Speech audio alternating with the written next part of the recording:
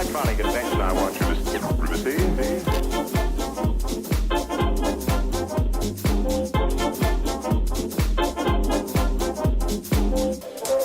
Or I have a wonderful electronic invention I want you to see. It looks something like this.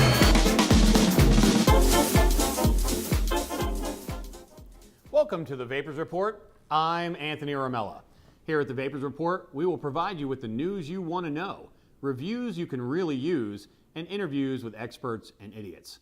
We'll keep our head in the clouds and our finger on the pulse. If you enjoy our show, please subscribe and comment below. Thanks for watching. This week's top story, your lungs? This is your lungs on popcorn. Popcorn has been a part of vaping lore for years now, and it's time to pop this misconception. Every few months, some news outlet will recycle this story to scare people from switching to vaping. The truth is, it's just a scare tactic. Some of you may be asking, how many e-cigarette users have popcorn lung? The answer is simple, none, not one case. So what's all the hubbub about? A small group of people who worked in a microwave popcorn factory were diagnosed with popcorn lung. The reason? The company used diacetyl, a chemical used to create a buttery flavor. At that time, some e-liquid manufacturers used this chemical to create a creamy flavor in their liquid. Most e-liquid manufacturers have removed this chemical from their mix, and most e-cigarette shops won't carry any e-liquid that contains this additive. Vapors brand e-liquid contains no diacetyl. Get them at vapors1.com. Sorry for the shameless plug, folks, but these suits are not cheap. And if you're concerned about getting popcorn lung, stop eating microwave popcorn. For this week's weather, we'll go to our weather correspondent, Austin Mankowski. Austin, what's the weather going to be like this week?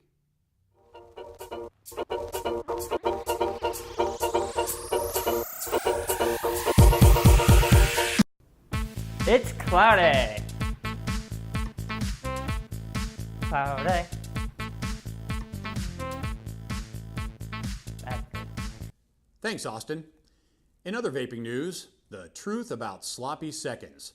Secondhand vapor has been in the news a lot lately. The anti-smoking and anti-vaping zealots have been on a rampage to put these two items in the same category, but nothing could be farther from the truth. With multiple studies performed by the Center for Disease Control, Drexel University, Consumer Advocates for Smoke-Free Alternatives Association, better known as CASA, the Royal College of Physicians, and many more have done exhaustive research of secondhand vapor and have found that secondhand vapor has little to no concern. Since electronic cigarettes don't use fire to burn tobacco, but instead use a coil to heat up liquid, almost all the issues associated with secondhand smoke do not exist in secondhand vapor.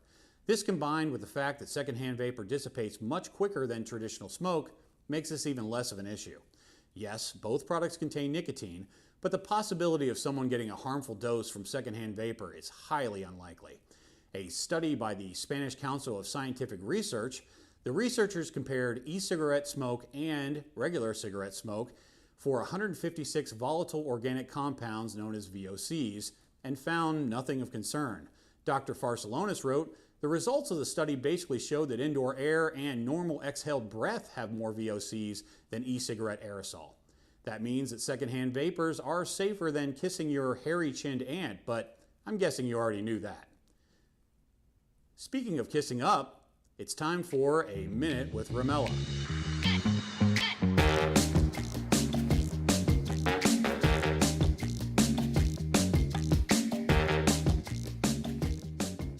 In this week's Minute, we're joined by Drew Wiss, Regional Manager, Marketing Director, New Store Opener, and the Executive Producer of the Vapors Report.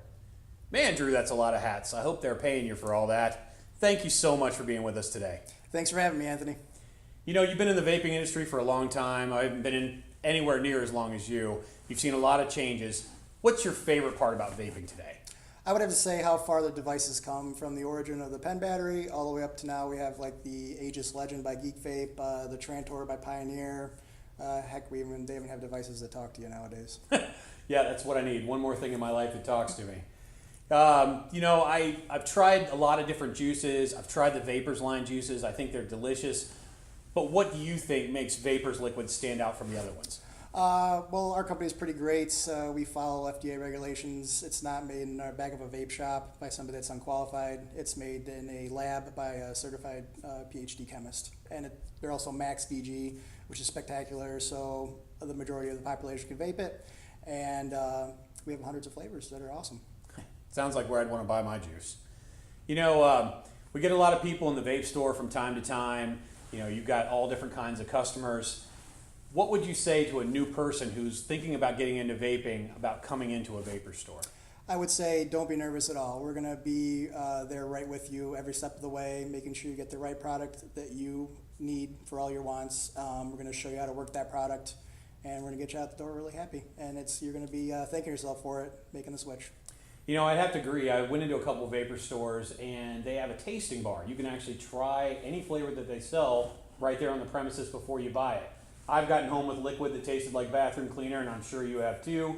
And it's just kind of a nice thing that they have. I also noticed they really take care of first-timers and help them get through the process. They even help them get their units set up before they even leave the store. You've dealt with a lot of different vapors out there. Any funny stories you can tell us? Oh, well, funny you said that. Actually, I do. There was this customer that came in. We used to have online coupon codes that would come through on your phone. He didn't really know how to work it, so I was trying to give him a hand. Needless to say, I came across some risque pictures on there. Risque pictures, huh? Yeah. That's pretty funny. I guess the moral of that story is don't hand your phone over to a vape store employee. Now, after he was embarrassed like that, did he ever come back in? He did. He came back quite frequently. That's fantastic. That's got to say a lot about vapors. If you got customers coming back in that have been embarrassed, your stuff must be fantastic. Drew, it's been an honor and a privilege and a pleasure having you with us today. Thank you so much. Thank you, Anthony. All right, we'll see you later. And for the rest of you, we'll see you later as well. And now for some great information about battery safety, we go to our Vapors Report co-anchor, Megan Peralt. Megan?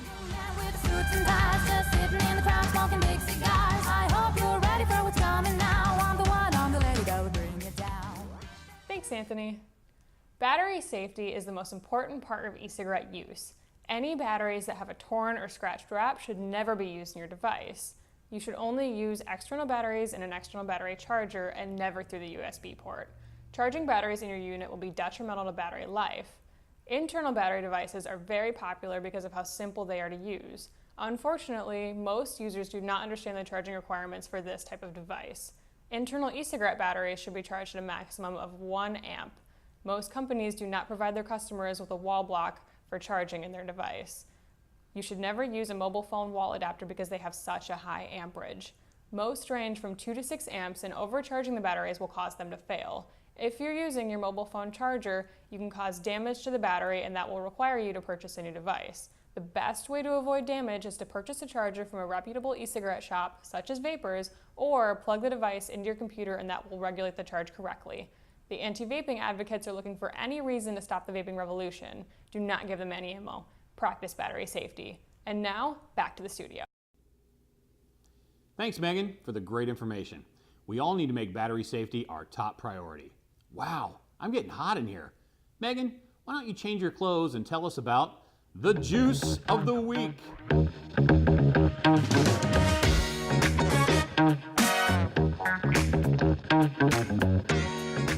Well, Anthony, I've got just the thing to cool you down.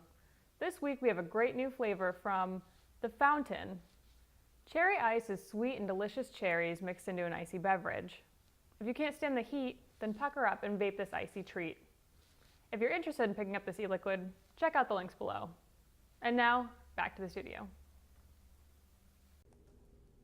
Thanks, Megan. At the Vapors Report, we want to provide you with knowledge you can use. With this in mind, it's time for Ramella's Rant. In this week's rant, we'll be discussing parental responsibility and kids in the vape shop. If you enjoy vaping like I do, please refrain from bringing your little ones to the vape shop.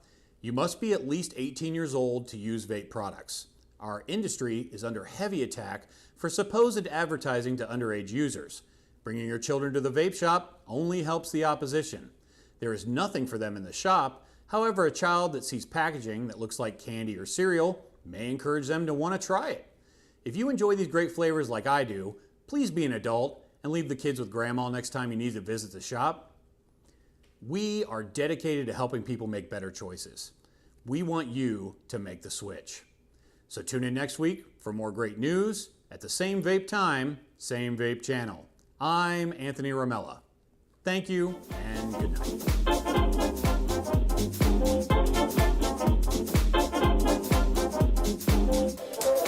I have a wonderful electronic invention I want you to see. It looks something like this.